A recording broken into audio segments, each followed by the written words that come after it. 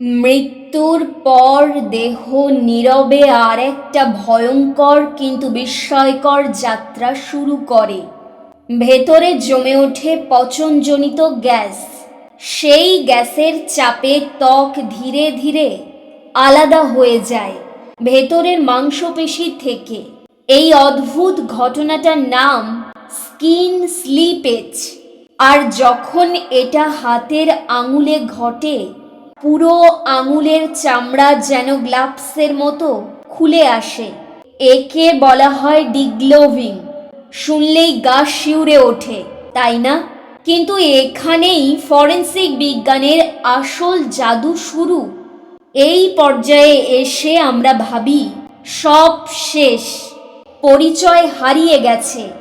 না, একদম না। ফরেনসিক বিশেষজ্ঞরা তখন আলগা হয়ে যাওয়া সেই চামড়াটা খুব যত্নে খুলে নেন, নিজের আঙুলে পরিয়ে নেন, আর ঠিক নিজের আঙুলের মতো করেই ফিঙ্গারপ্রিন্ট তুলে ফেলেন। মৃতদেহ কথা বলতে পারে না, নাম বলতে পারে না, কিন্তু আঙুলের ছাপ এখনো বলে দেয় আমি কে ছিলাম। দেহ পচে যায়, চেহারা মুছে যায়, কিন্তু পরিচয়, বিজ্ঞান সেটাকে শেষ হতে দেয় না।